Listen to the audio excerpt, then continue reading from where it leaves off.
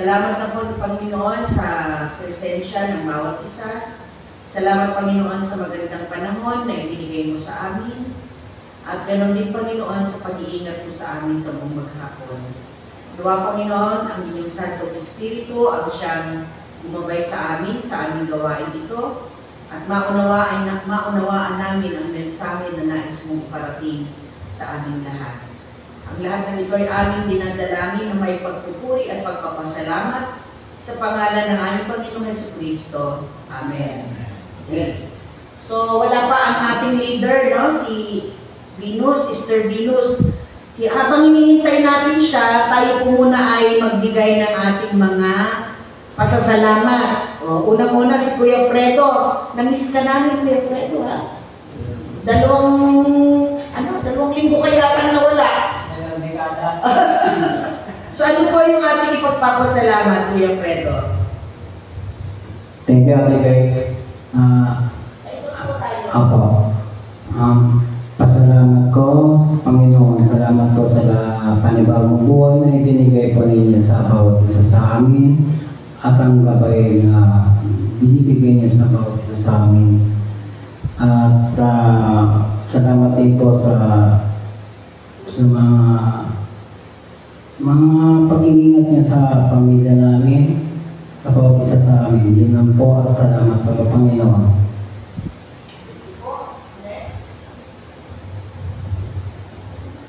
Ako rin ay nagpapasalamat sa ating Panginoon dahil gawin araw akong ginagabayan sabi sa aking pagbiyahe sa gabi. Nilalaya ako sa mga musadaan, sa mga hindi ka nais-nais. Yung binibigyan ako ng kalakatan ng katawan dahil kahit kulang ako ng tulog ay nagagampanan ko yung trabaho ng maayos. Higit sa lahat, salamat din ako dahil grabe ko ba siya ng bilog?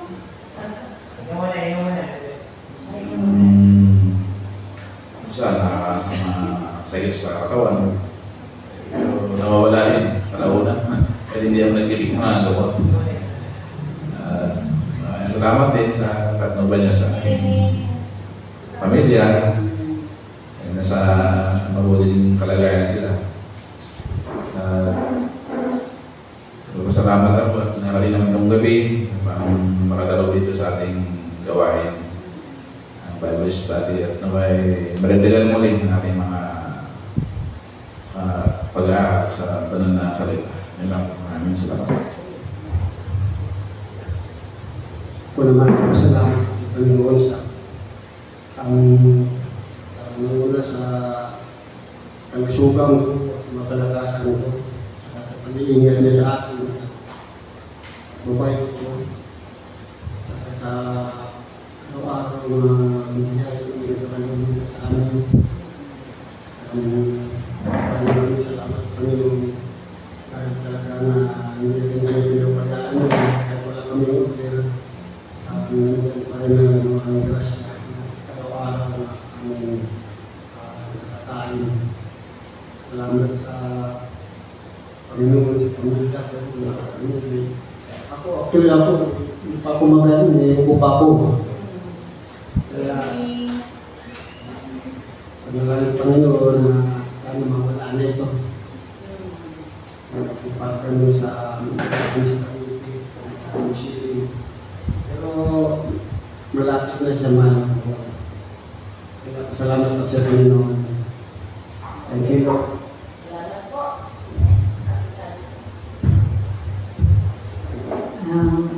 Marami talaga akong napagpasalamat sa kanya kasi kahit minsan hindi ko sama ang naman ko kung may mga pagkakataon na talagang parang niya ako. Pero ano po, andyan siya parang ko sa pinakausap. Kaya ang lahat ng mga pangailangan namin, sa mga problema, ng pamilya o ano po man, alam ko mga andyan siya at hindi ng pagbabayaan. Salamat po.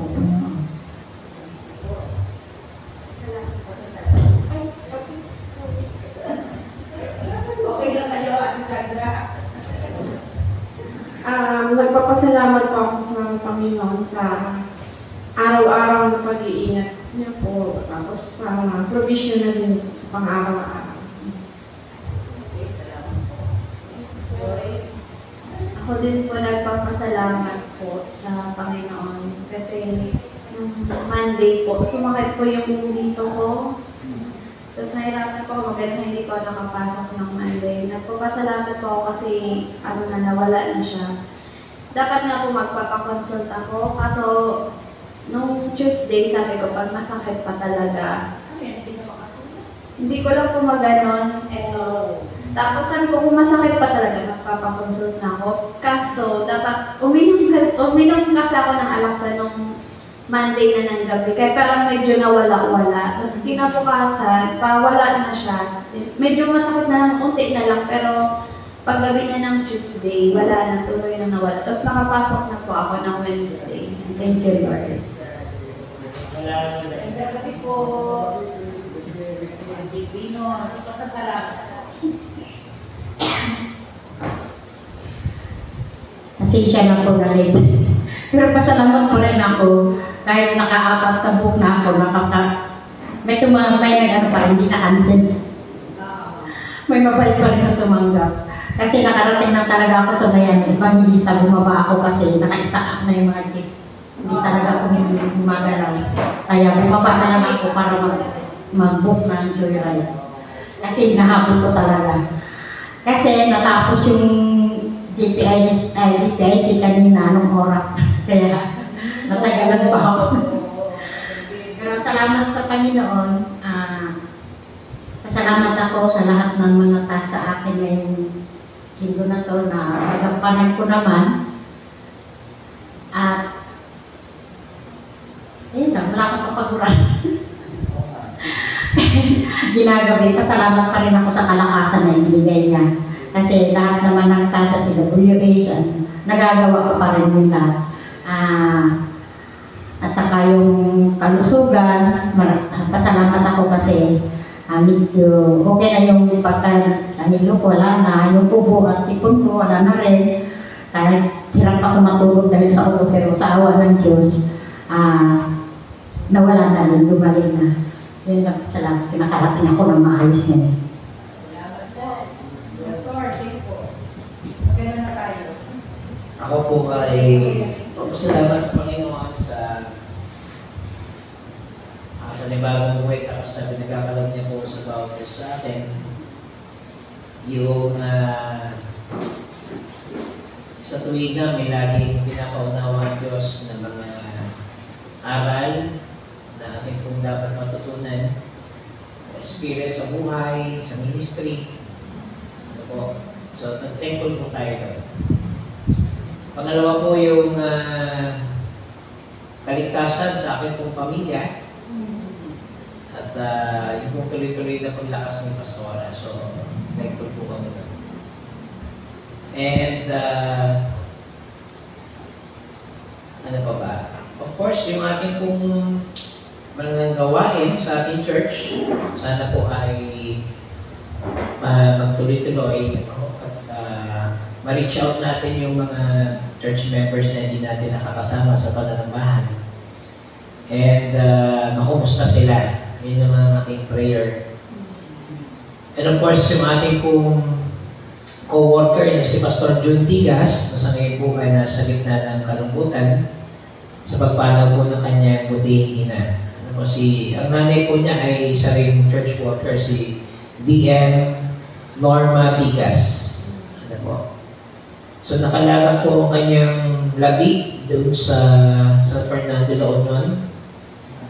And God willing po, kung by Friday night, baka punta ako doon hanggang sa service sa living. Ano po, as part ng ating pong pakikiramay sa kanilang pamilya. In fact, family friend na sila. No? Yung Tigas family. And yung aking pong ama at yung tatay ko ni Pastor Jun ay mga kaibigan. So, I hope ang kaaliwan po ng Panginoon ang dumatal sa ating pong co-worker ni si Pastor Jun. Ako po ay nagpapasalamat sa Panginoon dahil patuloy na tayong binibigyan ng buhay at kalakasan sa kabila ng mga physical na limitasyon natin ay nandiyan lagi siya para lahat ng gagawin natin sa araw-araw ay nagagawa natin dahil sa pinaprovide niyang kakayanan. Ako po yung nagpapasalamat dahil patuloy niyang iniingatan ang aking pamilya, ang aking anak, si Giselle, sa kanyang pagtatrabaho at sa kanyang mula sa pagkalis sa bahay hanggang sa pagbalik. Sa aking asawa, si Grace, sa kanyang mga gawain sa bahay at saka lalo na sa simbahan. So hindi kami pinapabayaan ng Panginoon at patuloy na kami tinutulungan kahit mula sa maliit hanggang sa malalaking bagay ay patuloy na kami hindi pinapabayaan. Salamat. Ako po'y nagpapasalamat sa Panginoon dahil wala naman pala akong problema talaga na nagpa-check ako nung kailan ba tayo Sabado. Wala naman akong yung tawag doon sa mga kalimutin. Alzheimer, wala. Pero meron konti lang na kaya lang, sabi ko, bakit ganun para makakalimutin na ako? Sabi niya, natural na ho yan pag nagkakaedad na kayo. Kaya wala na nating serious na talagang Kaya lang, syempre, nahihirapan din akong Dok, bakit gano'n na hindi ko na natatandaan? Natural lang yan, wala naman kayo problema sa sa MRI nyo, yung utak nyo, tinignan, wala naman po. Wala ko ikakapagin ng diferensya. So, salamat sa Panginoon, no? Na wala tayo, walang bigay na gamot sa akin. Ano ang iinumin ko? Wala ko. Okay, so it has something to do with age, no? Pag nagkakaedad na tayo, medyo humihila na ang mga bagay-bagay. Okay. Oo. Tama, Pastor. Oo. So, nagpapasalamat po kami sa Panginoon dahil hindi naman siya malala at wala ng problema. Oo, wala. Oo. Kaya, sabi, yes. Oo, akala ko bibigyan ako nito ng ng gamot or pang-inom na mga gatas-gatas, wala. Oo, wala. Oo, so salamat talagang ang takot ay nasa isip lamang, sabi niya. Oo, ayan. At pinagpapasalamat ko din po yung syempre nakakaraos tayo sa araw-araw.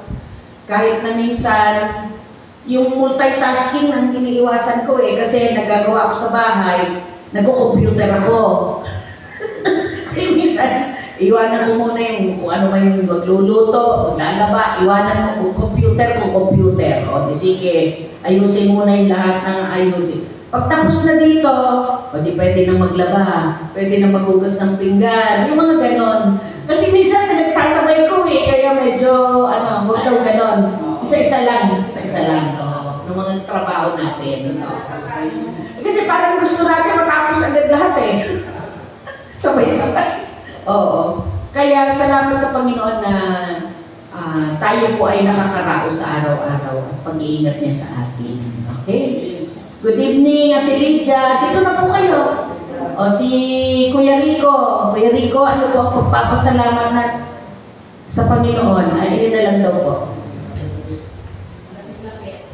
Tapos po ay si Ate Lydia. Good evening sa inyo lahat. Nagpapasalamat ako sa Panginoon sa kanyang kabutihan ay kahit na hirap kami, hindi naman kami pinapabayaan. Kahit na naghihirap yung aking asawa, nakatatlong araw kami sa hospital dahil sa kanyang sakit. Hindi kami yung kanyang dito parang mabibiyak yung likod niya pati buong katawan niya, tapos hindi makapaglakad. Dalawang araw ko yung binabangon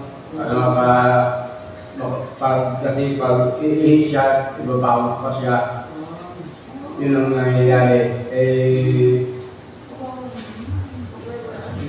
Hirap na siya, tapos hindi kami nakapagpinda. Ng 4 na araw yata kami, hindi nakapagpinda. Sabi ko, Ano naman na kuya?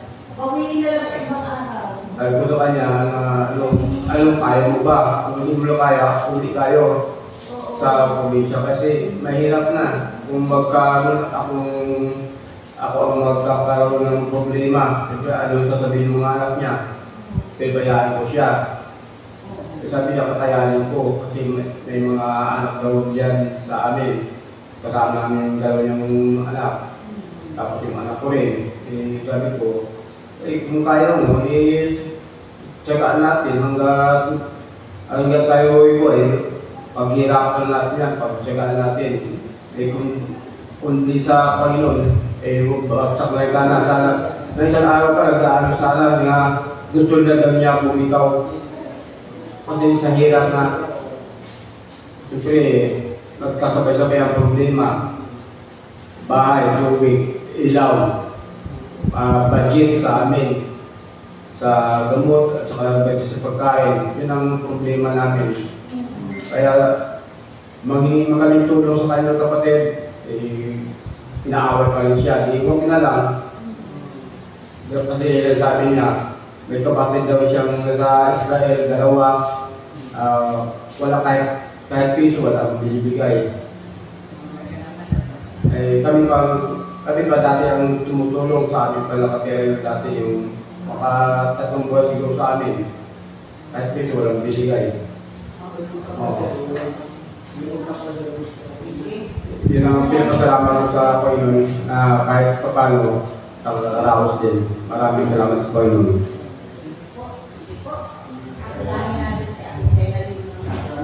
Ako ay nagpapasalamat sa araw-araw na biyaya ng Panginoon kahit maraming dumadaan tayo sa mga pagsubok. Basta kapit lang na Panginoon, hindi po salamat. Salamat po. Thank you, Lord. At sa mga biyaya na patuloy na binibigay sa atin, maraming salamat po. So ngayon po tayo po dadako na sa ating pag-aaral kay Sister Venus. Yung comment. Tayo ka? Ayun, yung stand. Gusto mo mag-stand.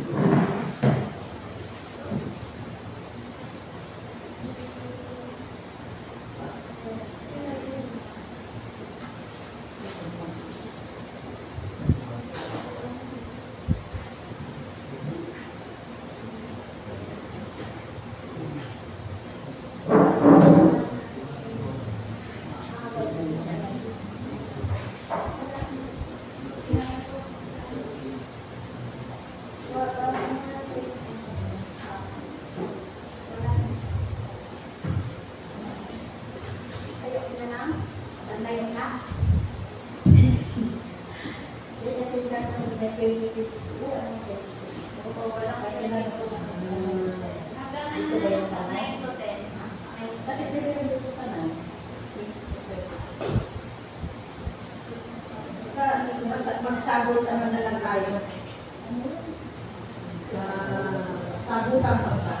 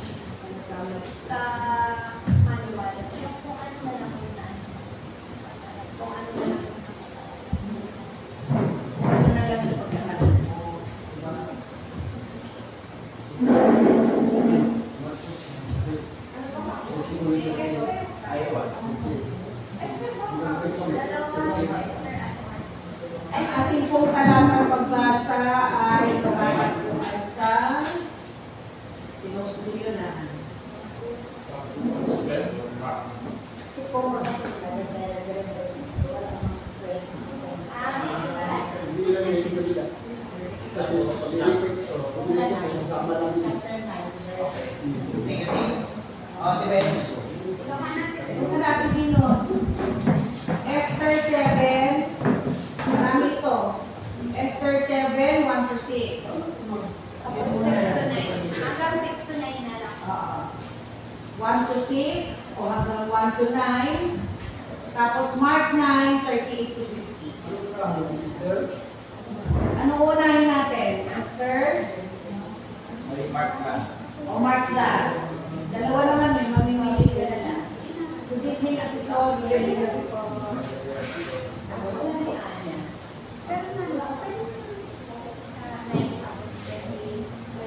Doon na muna tayo sa Mark 9, 38 to 50. Sige po. Marcos, Siyam, 38 hanggang 50. Marcos. Share na lang. Share na lang. Yung 9, 29. 38 to 50.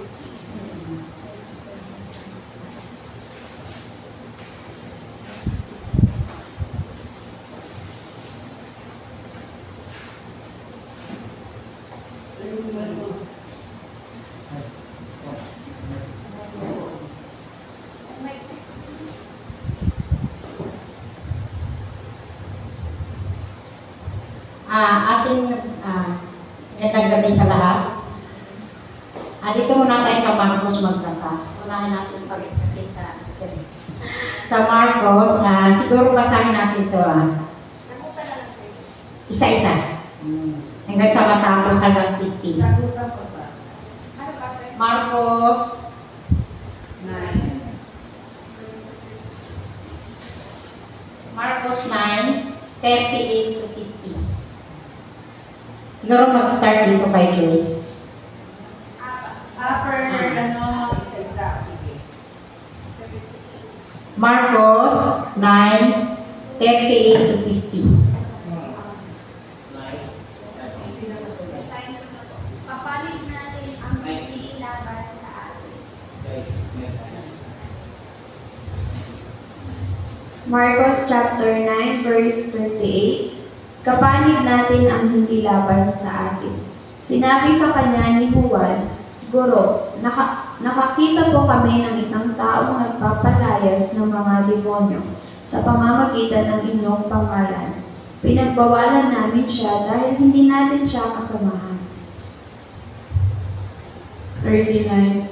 Ngunit sinabi ni Jesus, huwag ninyo siyang pagbawalan sapagkat ang taong gumagawa ng himala sa pamamagitan ng pangalan ko ay hindi magsasalita ng masama laban sa akin pagkatapos gawin ito.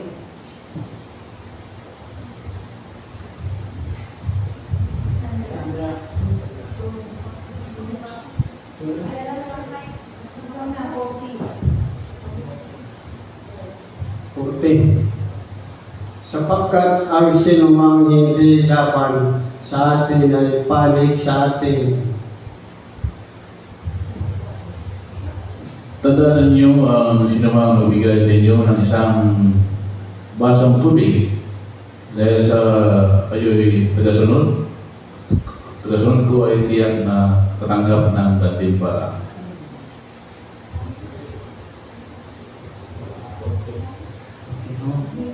Mabuti pa sa isang tao nang siya'y bitinan sa leeg ng isang malaking gilingang bato at itapon sa dagat kaysa maging sanhi ng pagkakasala ng isa sa maliliit na ito ay nananalig sa akin. Kung ang kamay mo ay nagiging sanhi ng iyong pagkakasala, putulin mo ito. Mas mabuti pa ang pumasok sa buhay mo ng hanggang sa putol ng isang kamay, kaysa may dalawang kamay na maganda ka sa impyerno, sa apoy na hindi mamamatay. Do'y hindi namamatay ang mga uod na kumakain sa kanila at ang apoy.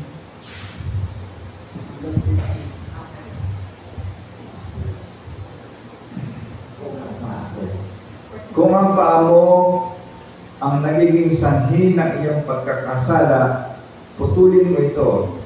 Mabuti pa ang pumasok sa buhay na walang hanggan na putol ang isang paa, kaysa may dalawang paa na mapunta ka sa impyerno. Hanggang anong verse yan, Atibios? 50? Tapusin ko na po. Dooy hindi namamatay ang mga uod na kumakain sa kanila at ang apoy. At kung ang isang mata mo ay nagiging sanhi ng iyong pagkakasala, dukitin mo ito. Mabuti pang pumasok ka sa kaharian ng Diyos na iisa ang mata, kaysa may dalawang mata, ngunit itatapon ka naman sa impyerno. Dooy hindi namamatay ang mga uod na kumakain sa kanila, at ang apoy ay hindi napapatay. Sapagkat ang bawat isa'y dadalisayin sa apoy, at ang bawat handog sa Diyos ay lalagyan ng asin. Mabuti ang asin, ngunit kung ang asin ay mawalan na ng alat, paano pa ito mapapaalat muli? Taglayin ninyo ang katangian ng asin, at mamuhay kayong may kapayapaan sa isa't isa. Pagpalain ng Diyos ang pagkabasa ng kanyang salita. Maraming salamat. Ngayon naman, pagbasahin ko sa lumang tipan sa Esther 7, 1-6. Binitay si Haman. Si Haring Xerxes at si Haman ay dumalo sa ikalawang handaan ni Reyna Esther. Habang sila'y nag-inuman, itinanong ng hari, Reyna Esther, ano nga ba ang hihingin mo? Sabihin mo at ibibigay ko sa iyo, kahit ang kalahati ng aking kaharian. Sumagot si Reyna Esther, kung inyo pong mamarakatin, mahal na hari, nais ko sanang hilingin na ako at ang aking mga kababayan ay inyong iligtas, sapagkat kami po ay pinagbili para patayin at lipunin.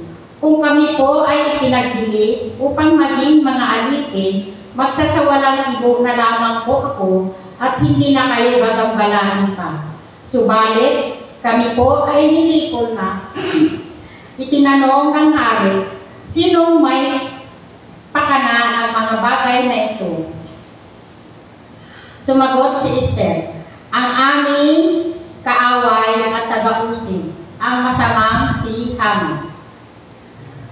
At si Haman ay nangatok sa takot sa harap ng hari at ng reyna. Sa verse 10. Ang sulat na ito ay sa pangalan ni Haring Xerxes at may tatak ng singsing nito.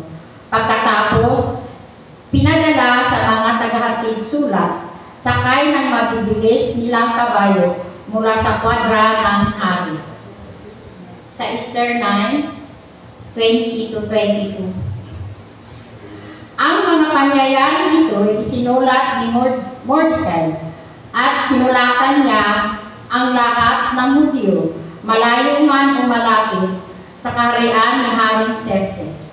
Ipinag-utos niya na ipagdiwang taon-taon ang 14 at 15 araw ng 12 buwan. Itatani ito ng mga Hudyo sapagkat sa mga araw na ito, nila nalipol ang kanilang mga kaaway. Sa mga araw na iyon, ang kalungkutan nila ay naging kagalakan at naging pagdiriwang ang kanilang pagdadalamhati.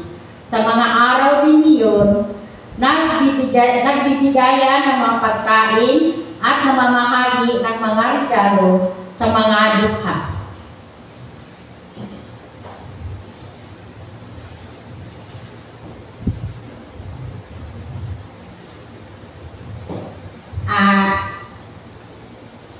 Ayon sa Biblia, si Esther ay isang babaeng may malalim na kabanalan, pananampalataya, matapang, at makabayan at maingat siya.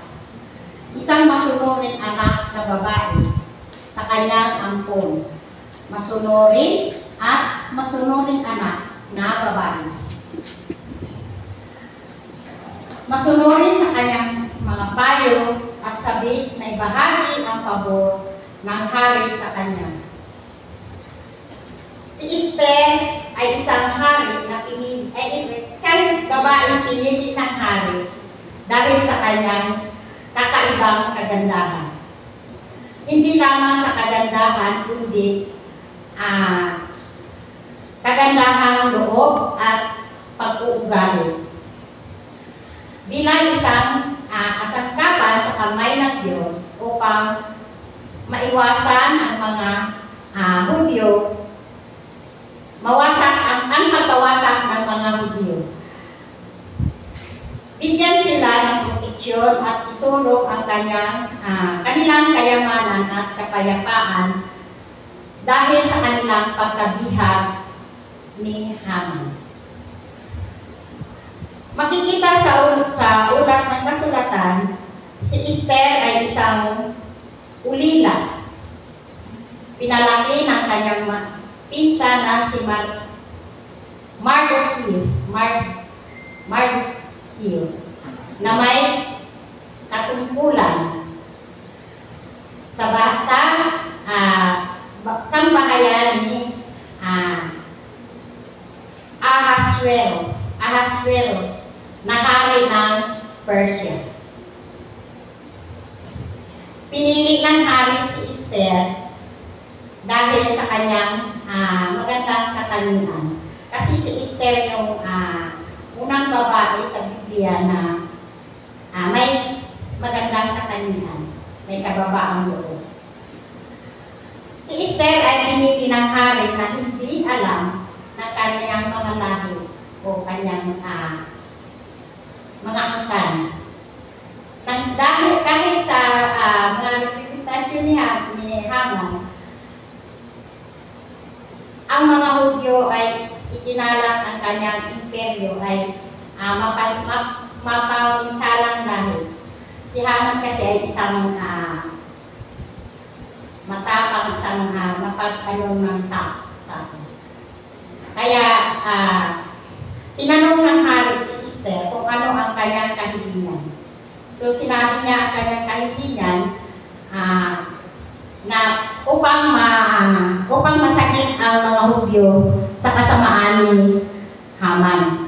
Kaya hiniling niya, kaya nung marinig ni Haman at sinabi ni Esther sa kanya, nangatok na siya, natakot siya, dahil alam na niya ang mangyari sa kanya.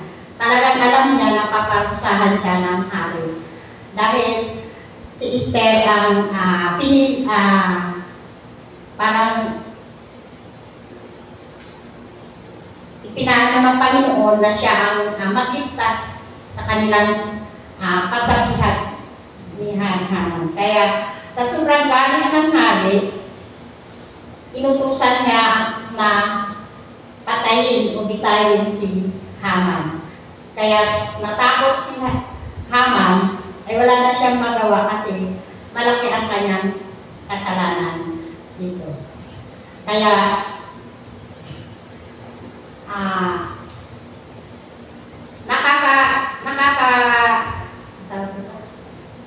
nakakahanga ang buhay ni Esther kasi siya ay isang matapang na babae. Kasi dito sa atin, kung maganda, pinapakita natin yung kagandahan natin. Pero si Esther ay isa siyang babaeng matapang. Talagang pinaglaban niya ang kanyang bayan at ang kanyang mga nasasakupan sa pagkabihan. Kaya siya ay ginantimpalaan ng Panginoon sa kanyang kabutihang nagawa at sa kanyang kababaang loob. Kaya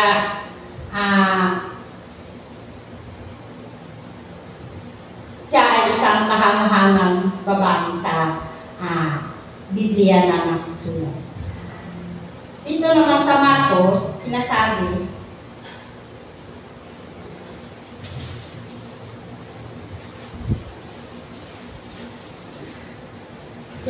sa Marcos, sa panig natin ang hindi laban sa atin. Isa sa pinakapangunahing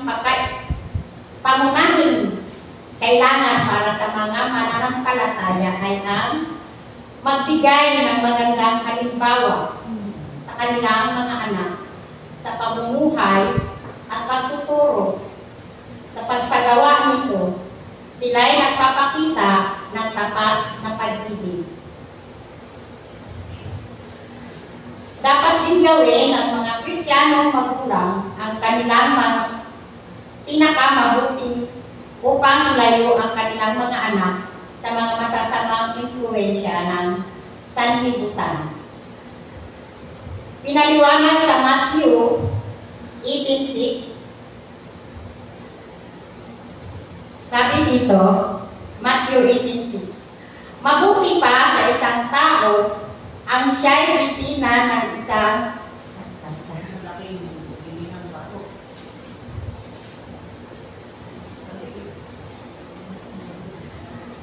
mas mabuti pa sa isang tao ang siya'y bitina sa liig ng isang malaking hilingang bato at ihulog sa kadaliman ng dagat kaysa siya'y maging sanhi ng pagkakasala ng isa sa maliliit na ito na mananampalataya sa atin.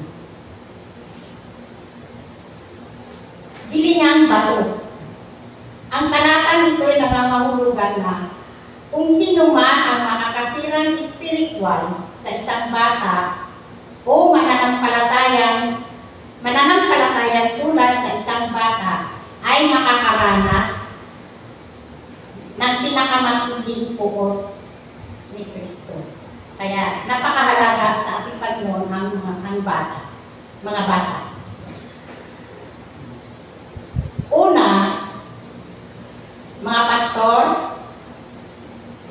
mga guro, at lalo na ang mga magulang ay kailangang mag-ukol ng natatanging pagpapahalaga sa mga salitang ito ni Kristo. Tungkulin ng mga magulang o nating mga magulang na turuan ang mga anak sa kaparaanan ng Diyos.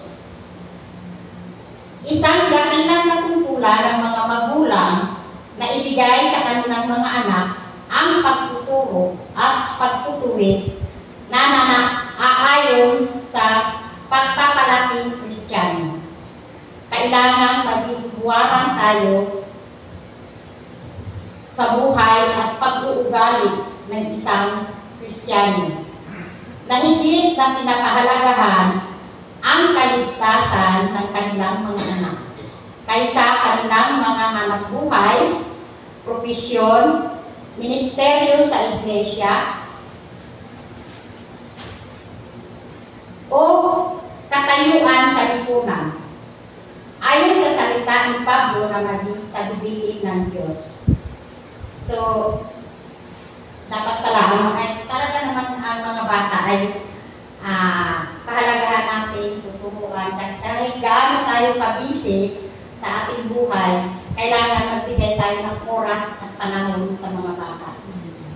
Parang gano'n din si Esther, kasi pinahalagahan niya ang kanyang bayan at ang mga kasamahan niyang diyan. Kaya, pinapaliwanag dito na ang pagpakalaki ng mga anak ng ang mga magulang na di dapat magpapakita ng pagtatangi, bagtos, magpapalakas ng loob at magtutuwid. Magparusa lamang tayo sa mga sinasadya nilang kasalanan. Kasalanan at pagkakamali. Kasi may mga bata minsan, ginagawa nilang sadyain kahit alam na nilang hindi dapat, sinasadya talaga nila. So, dapat doon, hindi naman agad natin parusahan, papaliwanag, pero kung inulit pa rin, saka pa natin sila parusahan. Italaga ang kanilang buhay sa pag-ibig sa kanilang tayo mga magulang, italaga ang ating buhay sa pag-ibig sa ating mga anak na may pusong mahabagin, maganda ang kalooban, mapagkumbaba, mabait at matiisin. Kaya tayo talagang magulang ang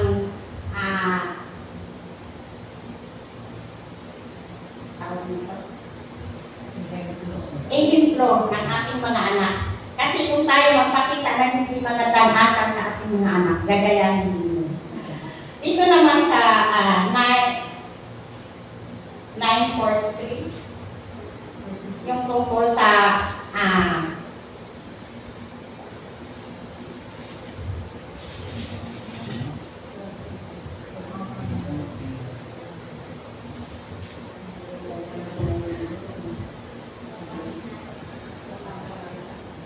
yung tungkol sa ating pagkakasala at yung tungkol sa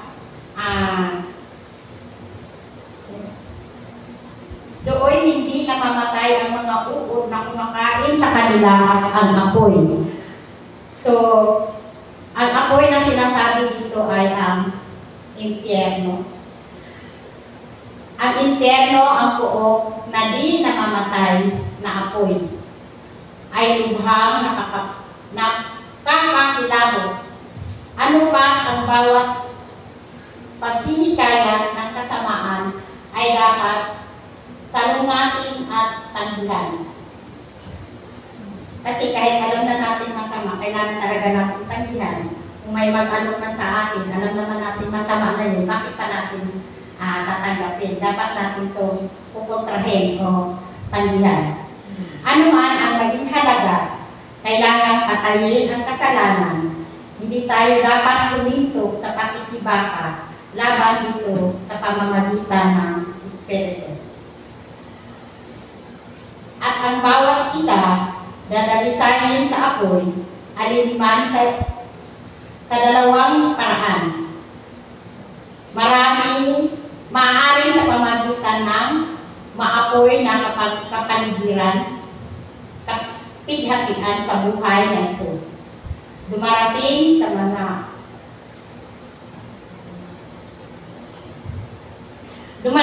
mga tunay na sumusunod kay Kristo. pauwi ng impyerno. Kasi pag talagang mga Kristiyano, talagang malapit dito sa tukso. Kasi diyan ka sinusubukan kung paano ka katibay o tapat sa pananampalataya kay Kristo. Kasi hindi tayo titigilan sa tukso hanggang tayo ay malapit sa Panginoon. Nandyan din yung sumasabay ang mga tukso, problema. Hindi siya umaalis ang problema sa buhay mo hanggat nandyan ka sa Panginoon. Kaya dito ka masusubukan ng Panginoon kung gaano ka katapat na isang mananampalataya. Kasi nandyan na lahat eh. Kasi tayo yung tao, magaling tayong magpuso.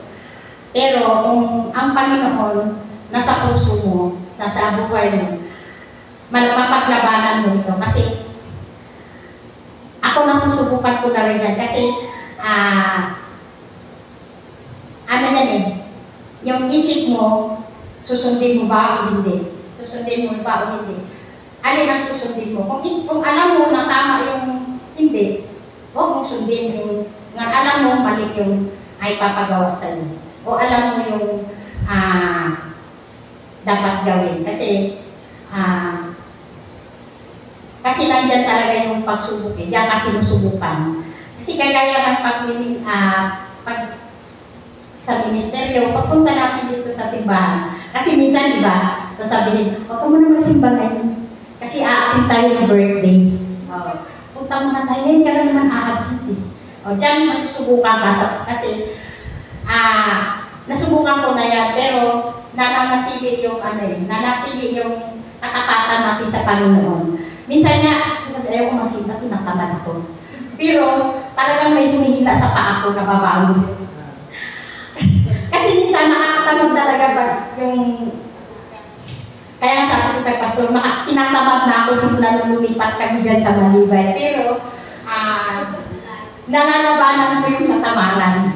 Talagang kahit anong hirap, kahit anong talagang pinaglalabanan ko yun. Kasi gagawa ako ng paraan, paano ako makakarating. Kasi ang unang number 1 kong kalaban dyan, traffic. Pangalawa yung pag-uwi, lalo na itong mga Bible study ko. Ang pag-uwi sa gabi dyan sa may isa, hahabulin mo yung jeep, makikipaghabulan ka. Kaya sabi ko nga eh, pinanalaman ko nung last kong na-disgrasya. Sabi ko, Panginoon, sana last na to. Kasi baka sa susunod, hindi ko na alam kung saan ako dadalhin. Kasi yun na yung na sa giliran, hindi na ako natulog. Kasi talagang napadapa ako sa gitna ng EDSA na malapit ng Magbu. Kaya sa liit ng traffic enforcer na buhat niya ako pupuntahan tabi, pero naalala ko yung bag ko. Kaya sabi niya, huwag mo alalahanin yung bag mo, ikaw muna. Kaya magpasalamat ako sa Panginoon kasi kahit anong disgrasya ang nangyari sa akin, walang malalang nangyayari ganyan. Nasagasaan na ako, nakakasaan na ako, napapunta na ako sa ilalim ng sasakyan, pero walang nangyari.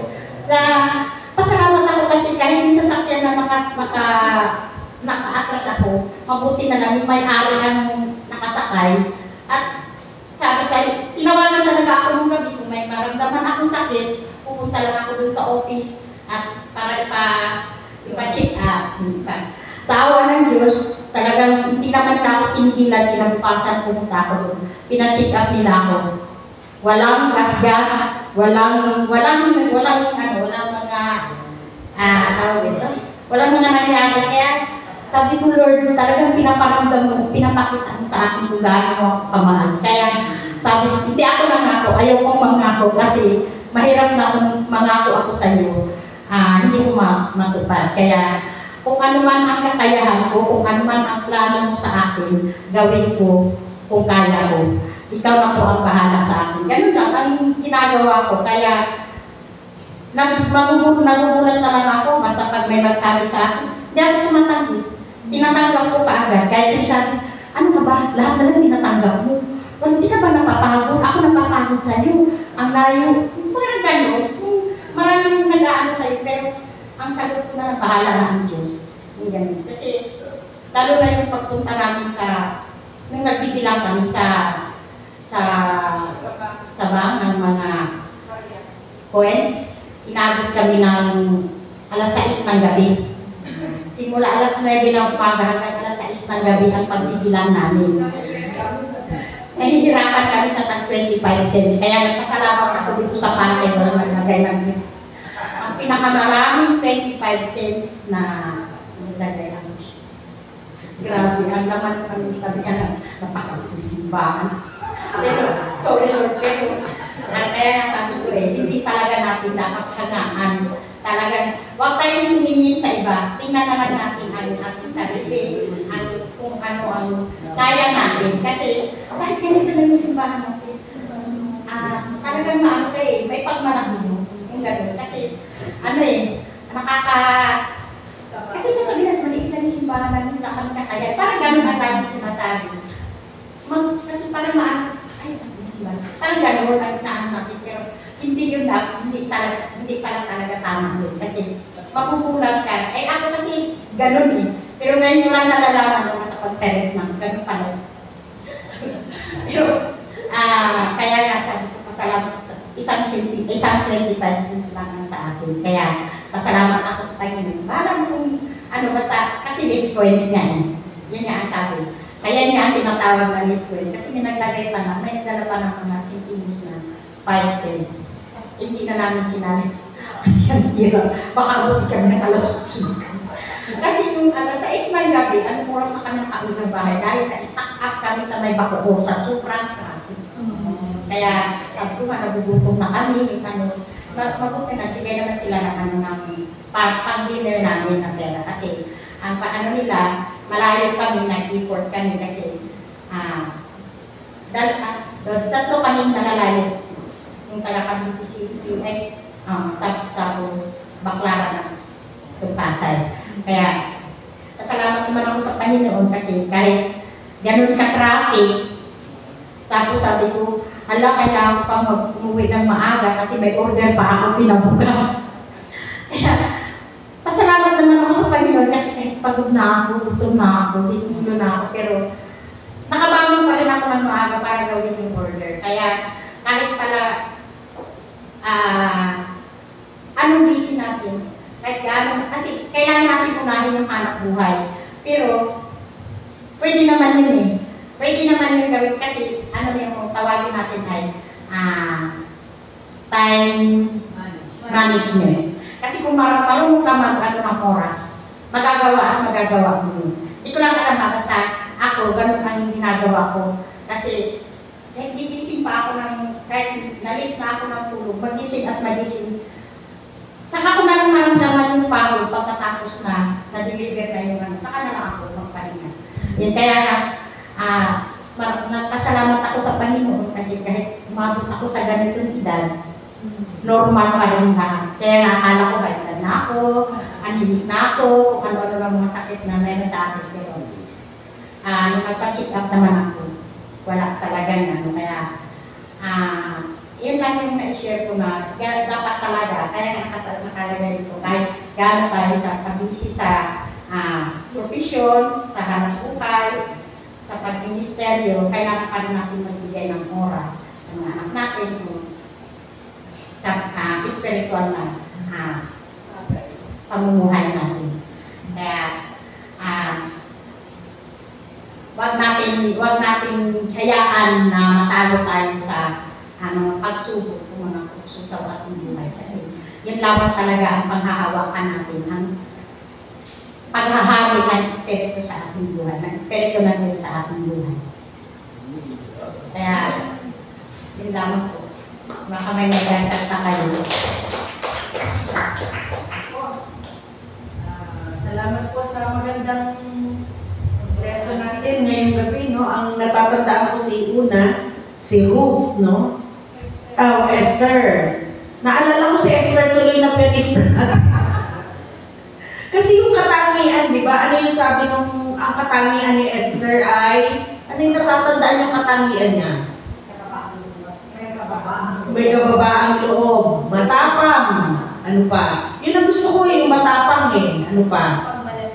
Mapagmalasakit.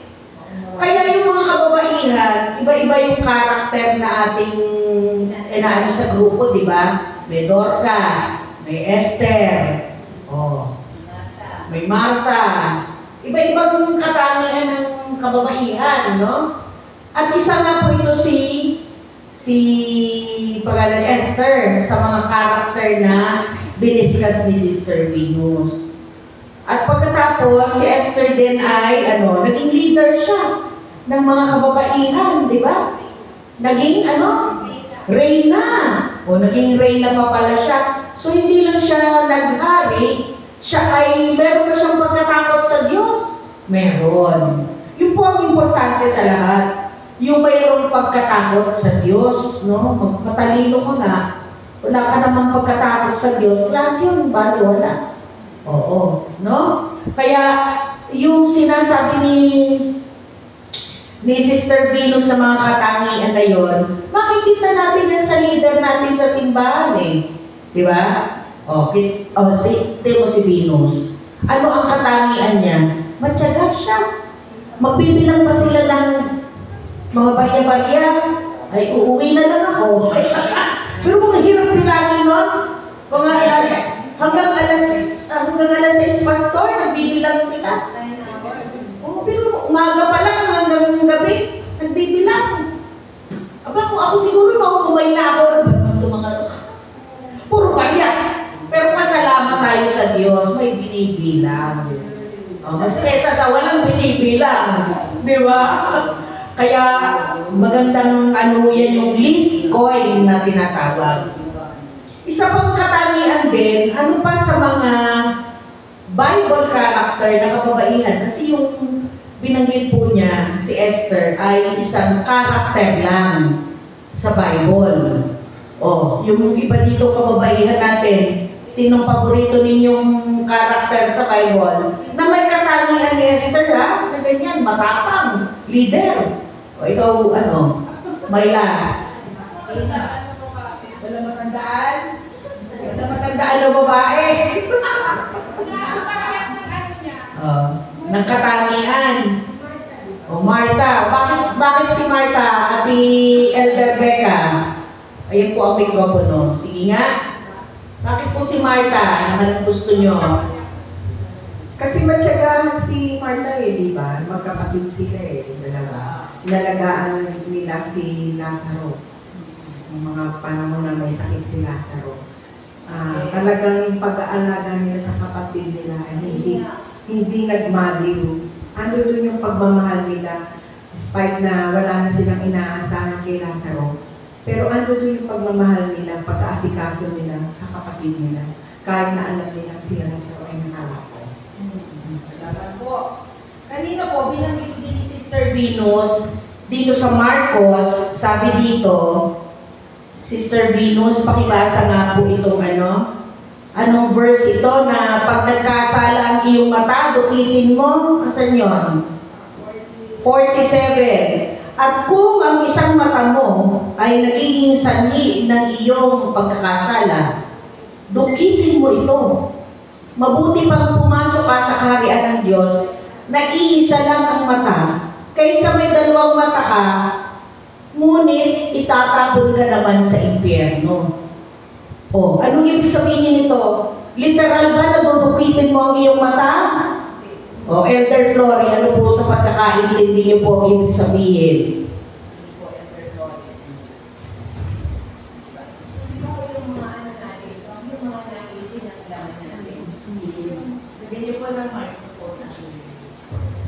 Yung mga, ito po yung mga, parang mga bisyo ito mga bisyo, yung mga naisin natin na hindi maganda. Kumbaga, kung yun ang nagiging dahilan para ikaw ay lumapit sa Panginoon, yung nagiging hadlang, kumbaga iwasan mo na ito. Bilang Kristiyano, dapat tayo ay manindigan. Kasi ito nga ang nagiging hadlang sa paglapit mo sa Panginoon Kaya hanggang maaari, humingi ka ng lakas sa Panginoon para ito ay maiwasan mo at ikaw ay lumapit sa Panginoon ng kumbaga walang agam-agam. Yun po. Kasi hindi naman talaga yung mata o kamay o ano. Kumbaga, ikaw mismo sa sarili mo, ano to paglalabang spiritual to Mahirap nga po yan talaga. Kung wala ang ng Panginoon, ang kanyang tulong, tayo bilang mga tao, ay hindi po natin ito magagawa. Kaya, hilingin po natin sa Panginoon ng ang mga lahat ng mga bagay na nagiging hadlang sa paglapit natin sa ating tagapagligtas ay ating hindi po natin to kailangan po natin to iwasan sa tulong ng ating Panginoon. Okay, salamat po. Elder Flory, baka po may dadagdag pa? Pastor, may dadagdag po kayo sa lesson po natin ngayong gabi? Actually, si Kuya Peter daw po, Pastor. Kuya Peter. May konti lang bilhin dahil dun sa yung tungkol sa mata natin na tayo nilasala ay kung mababaw ko ito intindi pagdating sa Ebanghelyo ay mga Kristiyano kung tayo ay kakasala sa ating mga mata dahil minsan kasi ang unang tinitingnan natin yung kabalian ng kapwa nating Kristiyano. Hindi natin tinitingnan yung sarili muna natin. Kakasala tayo doon. Kaya kung pwede, tinanong natin yung sarili natin pag tayo tumingin sa kapwa natin. At totoo yung sabi ni Mr. Pinos na tayo mga Kristiyano ay tayo ang laging tinutukso ng demonyo. Kasi alam niya, ang tutukso niya yung mga nakuha na. Kaya yung mga Kristiyano, ang kanyang tinututukan, para madagdag tayo sa kanyang kaharian. Kaya pag mahina tayo sa tukso, mabili tayong matatangay, ay talagang makukuha tayo ng demonyo. Kaya bilang Kristiyano, pagdating sa mga ganyang bagay, kailangan tumatag, lumakas yung pananampalataya natin upang hindi tayo matangay ng mga panunokso. Lalo ngayong panahon, daming tukso. Kaya kailangan nating iwasan ang mga tukso upang hindi tayo masakot ng demonyo. So, yan ang mga aking mailigat po. Maraming salamat. Actually, sapat na po yung paliwanag ni Ate Venus, no? Salamat sa Panginoon, salamat sa iyong pagsasalisay, Ate Venus. So,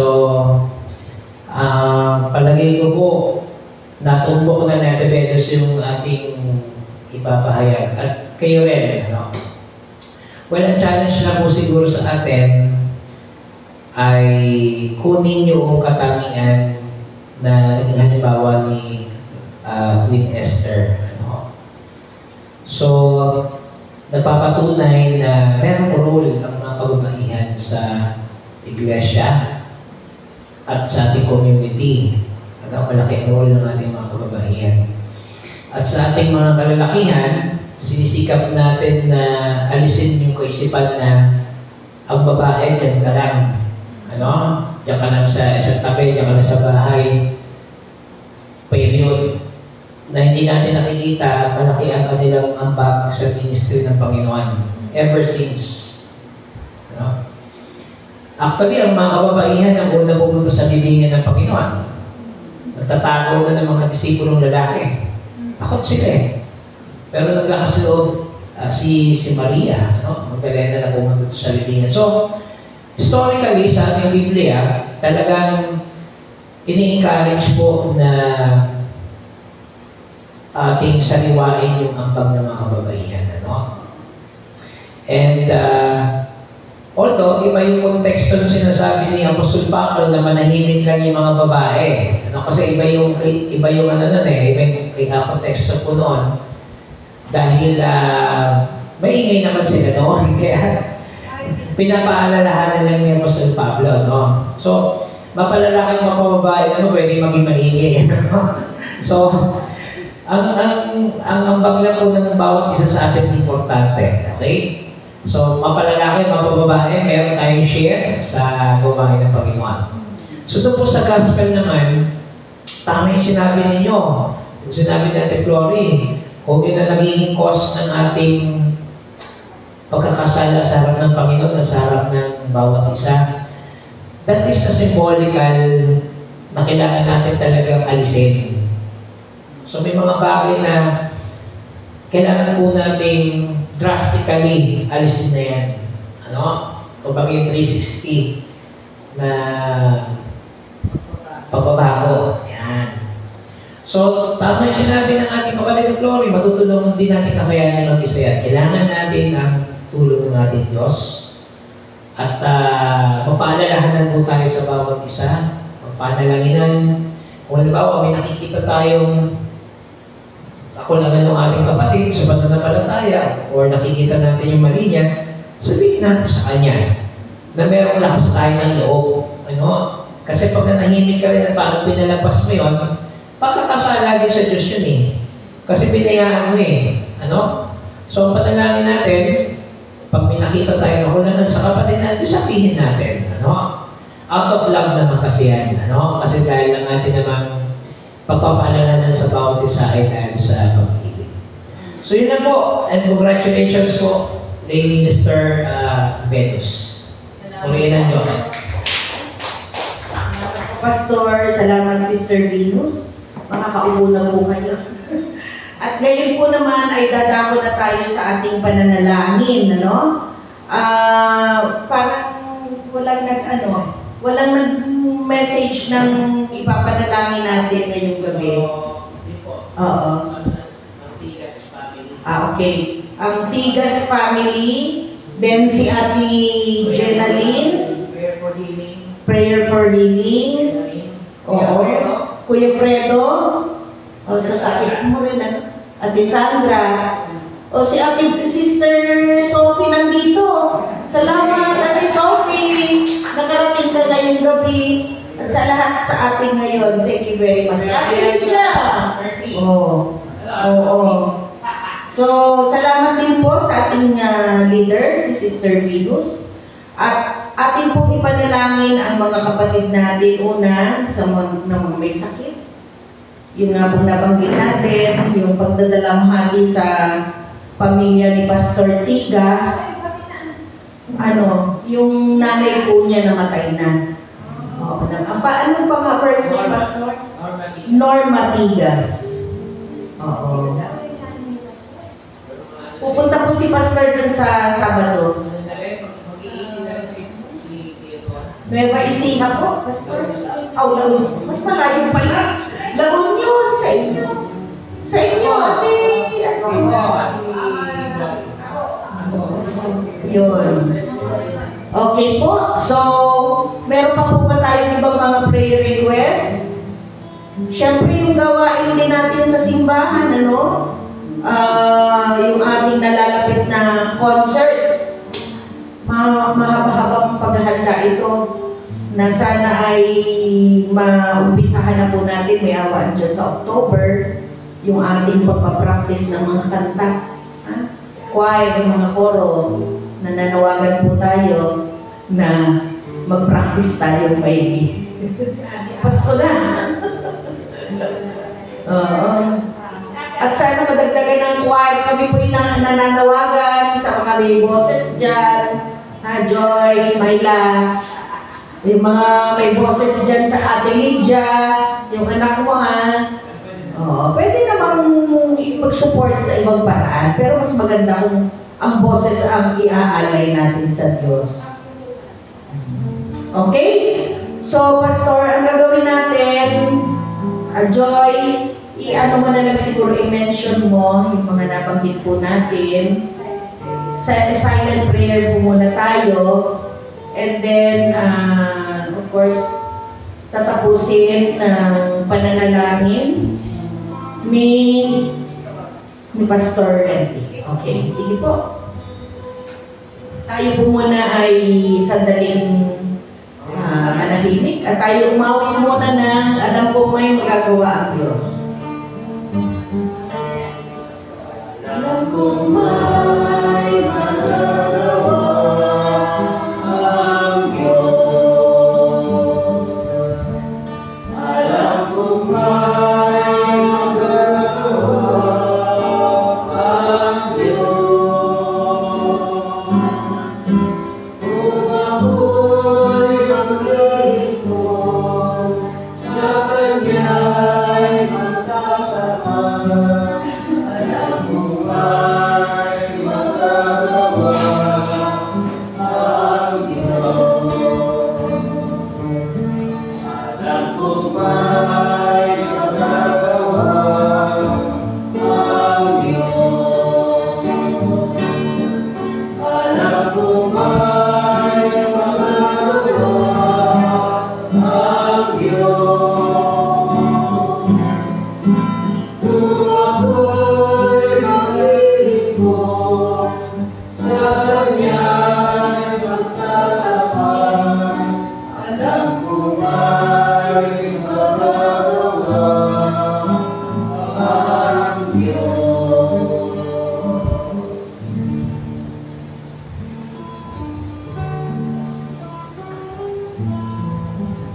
Panalangin po natin ang kagalingan ng ating kapatid na si Sister Jenny.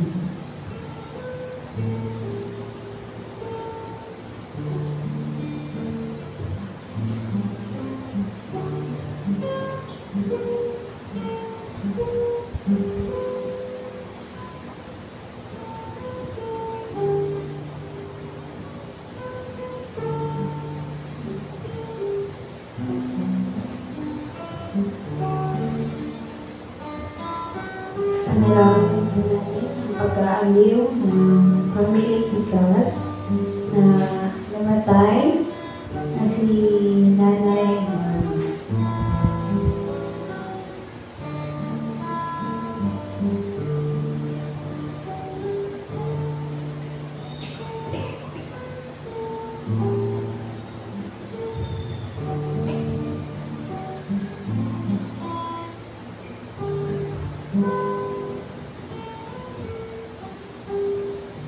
Panalangin din po natin ang kalusugan ni Kuya Wilberto, Ate Sandra, Kuya Joey, Thea, Sister Thea at si Pastor Joshua.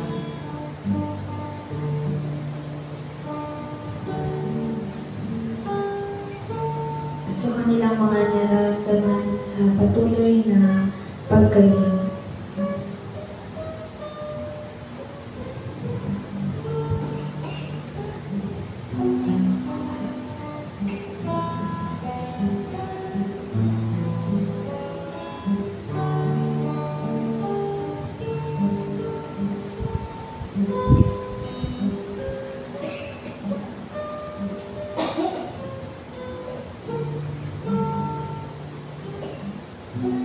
Panalangin po natin ang church activity na darating po, nagaganapin po sa December 14, ating kantata concert.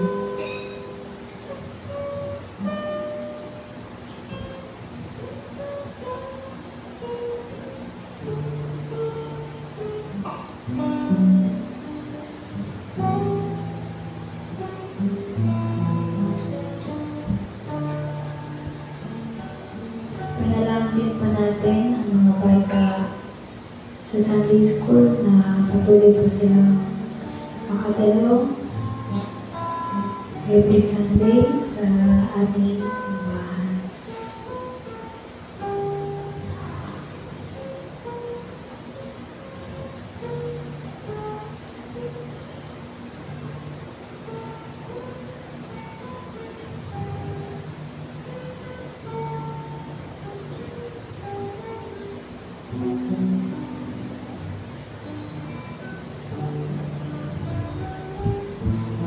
Panalangin po natin ang mga hindi po nabanggit na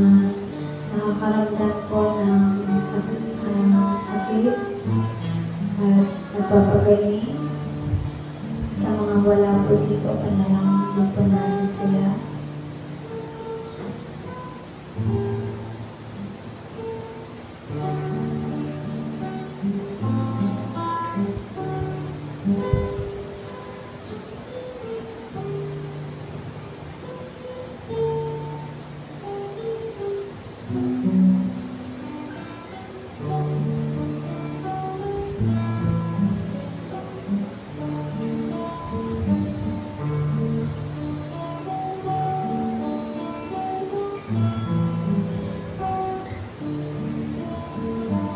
Hihiling po namin sa pagtatapos sa panalangin kay Pastor M.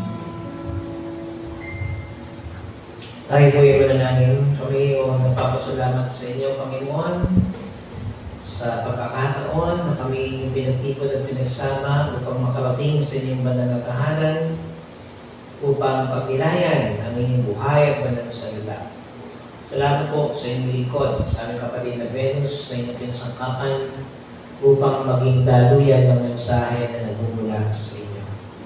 Tunay nga, Panginoon, na ang buhay at pagtotoo ni Reyna Esther ay isang halimbawa kung paano namin ito tutularan at ipagpapatuloy ang kanyang pong ginawang halimbawa upang maging mapagmahal sa kanyang nasasakupan, upang maging magkaroon ng paninindigan sa panahon na kinakailangan ipagtanggol at kalingain ang kanyang mga nasasakupang tao, lalo tigit ang mga maliliit, lalo tigit ang mga walang boses at walang kakayanang ipagtanggol ng kanyang sarili.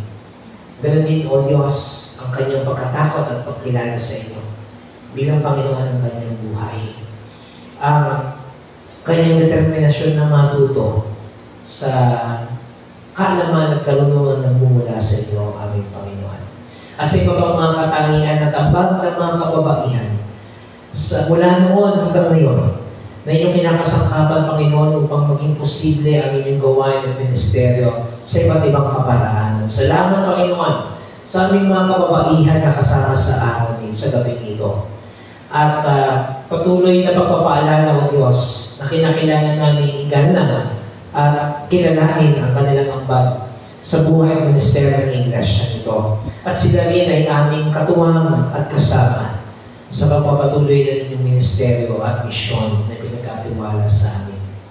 Tunay nga, Panginoon, na kapag kami ay naglilingkod sa inyo, maraming mga hamon, maraming mga tukso ang aming kakaharapin. Ito po ay sa amin, maaaring sa personal na buhay, maaaring sa aming pamilya, sa aming iglesia, sa iba't ibang pamamaraan, Panginoon, kami ay lagi ninyong sinusubok. O kaya, Panginoon, makatatabilin po kami, bigyan ng sapat na karunungan mula sa inyo upang magpasya ng mga bagay-bagay na makakabuti para sa bawat isa sa amin. At kung sa panahon kami ay nagkamali, Panginoon, at kami ay dadapa, patawarin niyo po kami. At hinihiling namin ang inyong pangunguna at presensya sa aming mga buhay. Bigyan niyo po kami ng sapat na pag-asa at lakas upang humarap sa mga hamon ng buhay namin kinakaharap sa ngayon. At kami, O Diyos, ay patuloy na mag-alalayan sa isa't isa, magpaalalahanan, magpanalanginan, at patuloy namin, Panginoon, na isaalang-alang na kung meron mong nagkamali sa aming mga kapatid, ay amin itong akuhin. Bigyan ng payo at ipadama ang pagmamahal at pagpapatawa na nagmumula sa inyo. Panginoon, itinataas namin sa inyong pangalan ng aming mga kapatid na nakaranas ng karamdamang pisikal sa nakalipas na panahon. Sa inyong mga anak at lingkod na inyong pinalakas at pinagaling, maraming salamat o aming Panginoon. Sa inyong patuloy na pagpapahayag ng kadakilaan at ng inyong kabutihan.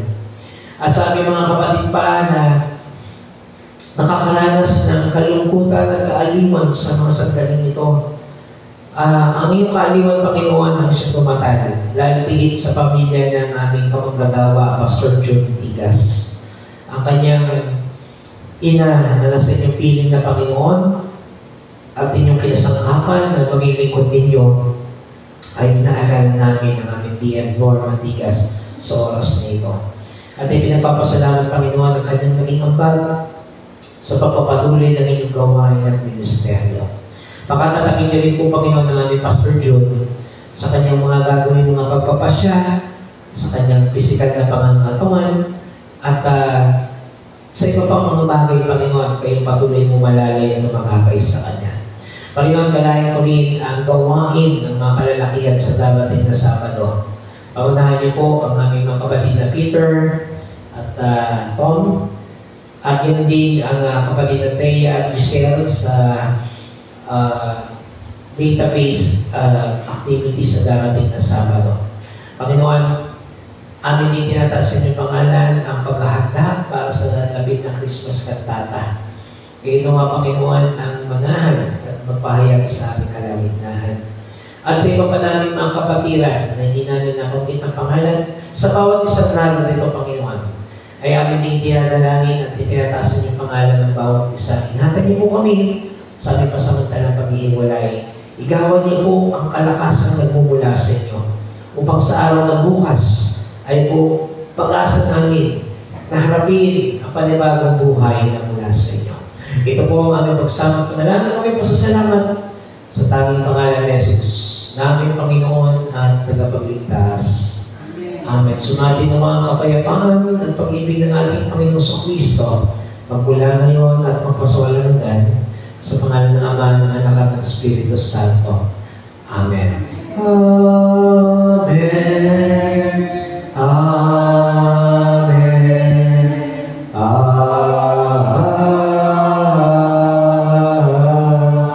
Amen. Ulitin ka natin ang tanging alay. Tayo po'y magkaloob.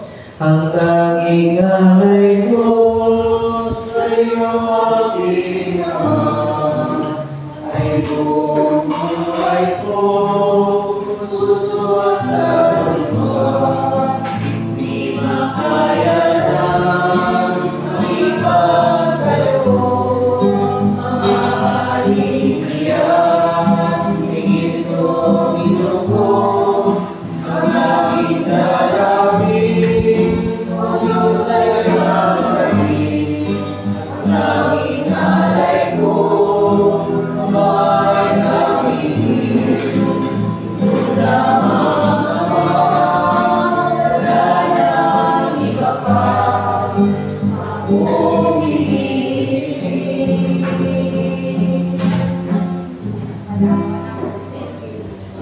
Thank you. Okay, announcement po.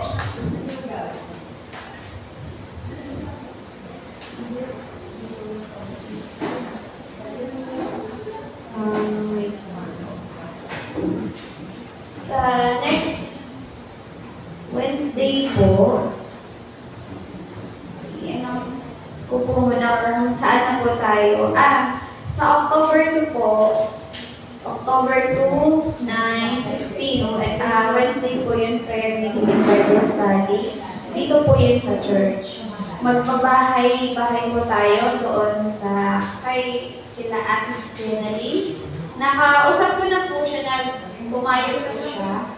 Yan, siguro ito na po yung pagkakataon natin na kausap rin po doon, madalaw din po yung family visit po doon sa kila Kuya Rodrigo. Pumayag naman na po siya kasi nalagay ako sa kanya ng letter. Sa October 30 naman po, kay kila Ate Ana at Ate Sharon, sinabihan po nila ako na isa na lang sila kasi yung bahay ko ni Ate Sharon sa baba, kay Ate Ana sa taas. Tapos nagsadya si Ate Ana sa kanila na lang sa taas. Pero silang dalawa yung sa kanila na taas. Kasi yung bahay lang, sa baba lang flat. Maliit lang po kasi yung kay Ate Sharon. Siguro medyo may space po kay kila Ate Ana sa taas. Kaya doon po. Iyan po muna yung sa ngayon. So next week, dito muna sa church. And then, sa unahin, announce na lang din po. Sa October 23 na po, sa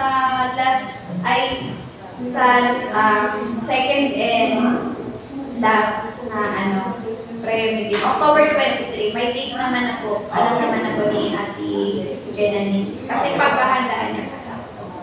At least medyo matagal-tagal. Okay, thank you. Tapos sunod po na leader po Next week. sa next week.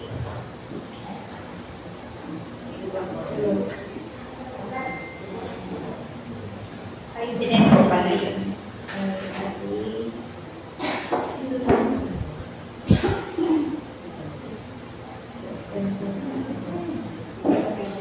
October na yan, ano, Joy? Opo, October na po.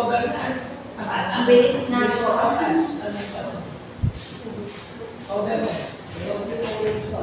Sa October po, si Sister Thea.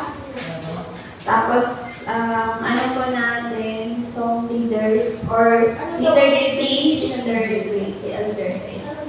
Sabihan ko na lang din po si Sister Thea. Thank you. Ginagawa na namin yung certificate. Nag-aaral sa pieces.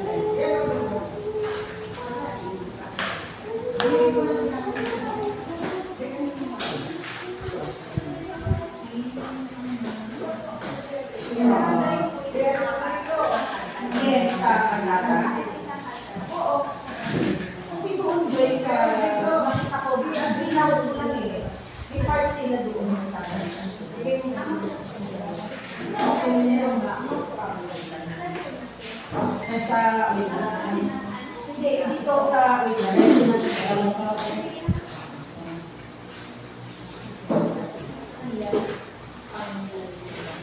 Diba, member ka Joy ng ating, ng ating pagkala. Yan. Ito, ayan, at least mas lighter yung yung ginawang design niya. Ito. Di ba member ka dito, Joy? Tingnan mo dito sa video. Pinadala ni Jazz.